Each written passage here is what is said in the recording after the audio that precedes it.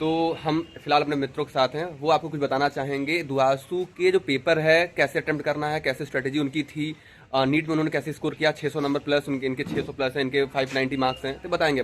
पहले आप बताएं बाबू, क्या करना चाहेंगे आप? यार मैं तो बायो के बारे में बता सकता हूँ कि बायो में आपको जो है अभी लास्ट टाइम चल रहा है थोड़ा सा, तो इम्पोर्टेंट चैप्टर जो है स्कोरिंग चैप्टर से आपको पहले उनको रिवीजन करना है ज़्यादा से ज़्यादा, जैसे कौन सा ताकि चैप्टर? आपके जैसे यहाँ पे हमारे चैप्टर्स है, हमारे जेनेटिक्स हो गया पूरा, आपका ह्यूमन फिजियोलॉजी हो गया 11th से, इकोलॉजी हो गया 12th से, तो ये जो बड़े बड़े चैप्टर्स है ना इनको रिवाइज करो आप, क्योंकि मेजोरिटी ऑफ पार्ट जो है बायोलॉजी में आपको काफ़ी ज़्यादा नंबर मिलने वाले हैं। कुछ क्वेश्चंस जो है आपको एनसीईआरटी से बाहर देखने को मिल सकते हैं, तो उन क्वेश्चंस पे आप फोकस मत करना आप, ठीक है। जो मेजर क्वेश्चन जो है एनसीईआरटी बेस्ड उन पे आप फोकस करो, वो क्वेश्चन आप गलत मत करना। तो आप जो है ऑलमोस्ट भी 90 में से अगर 75 to 80 क्वेश्चन भी अगर अच्छे से अटेम्प्ट करते हो बिना गलत किए, तो सिलेक्शन रेंज में आप आ जाओगे अच्छे से। और आप भाव क्या कहना चाहेंगे?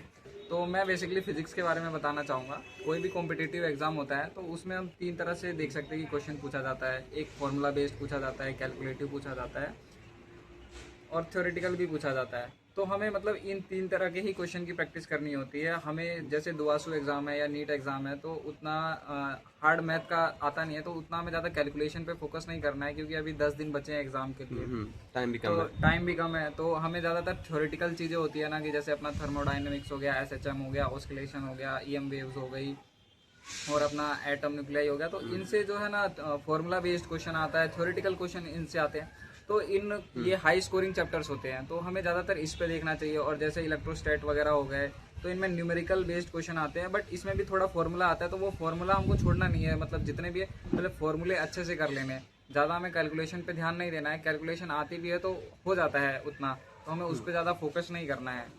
हमें ज़्यादातर वही देखना है कि मैक्सिमम स्कोर कर सके कैसे, मतलब less time, chapters theoretical chapter. Time कम है तो जितना आप मैक्सिमाइज कर सकते हैं स्कोर को, तो वही मैंने दोनों भावों ने बताया कि भाई टाइम कम है बेसिकली आपके पास, तो जितना मैक्सिमाइज कर सके 10 दिनों में, तो भाई पूरा बैठने लगेंगे नहीं, डेरिवेशन तो पढ़ेंगे नहीं, तो थियरी पढ़ लें और न्यूमेरिकल रट्टा मार के न्यूमेरिकल का एप्लीकेशन रट लें कि भाई कि कौन सी वैल्यू कैसे पुट करनी है, किस यूनिट में पुट करनी है, ये भी जरूरी ना, कन्वर्जन भी तो आना चाहिए। तो वही बात है। हाँ, बाकी यही है। बाकी आप लोग टेंशन मत लीजिए, और इजी अच्छे से एग्जाम भाई होता है, हो जाता है।